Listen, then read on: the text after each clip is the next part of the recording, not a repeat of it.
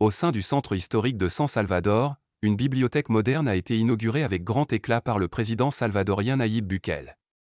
Celle-ci représente le dernier symbole de l'influence grandissante de la Chine en Amérique centrale, notamment à travers des investissements principalement axés sur le secteur de l'énergie et des infrastructures.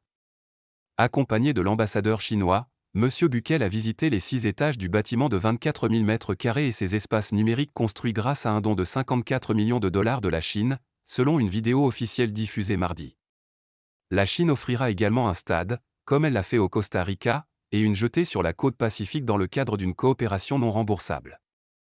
Mercredi, le fils du président nicaraguayen Daniel Ortega, Laureano Ortega, est lui monté à bord de l'un des 250 bus chinois livrés au pays, et a remercié la Chine pour cette relation spéciale qui, selon lui, aidera le Nicaragua à sortir de la pauvreté.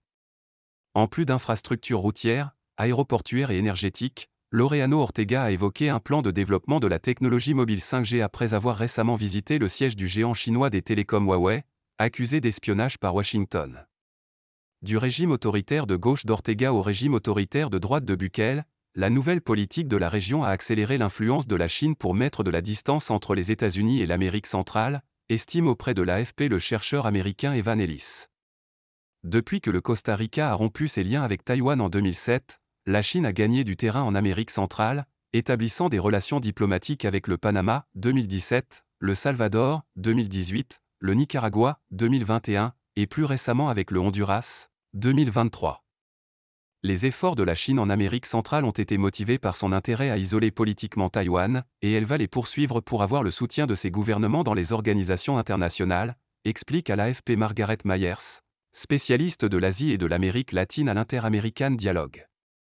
En Amérique centrale, seuls le Guatemala et le Belize font partie des 13 pays au monde qui entretiennent des liens diplomatiques avec Taïwan, que la Chine considère comme son territoire.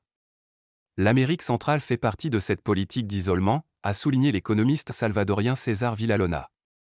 Traité de libre-échange. En inaugurant la bibliothèque, le Nicaragua a ratifié jeudi un traité de libre-échange, que le Salvador et le Honduras sont en train de négocier. Mais les échanges commerciaux sont majoritairement favorables aux géants asiatiques. Au Costa Rica, les importations chinoises atteignent 3,35 milliards de dollars et les exportations 400 millions, au Salvador 2,847 milliards contre 48 millions, selon les données officielles.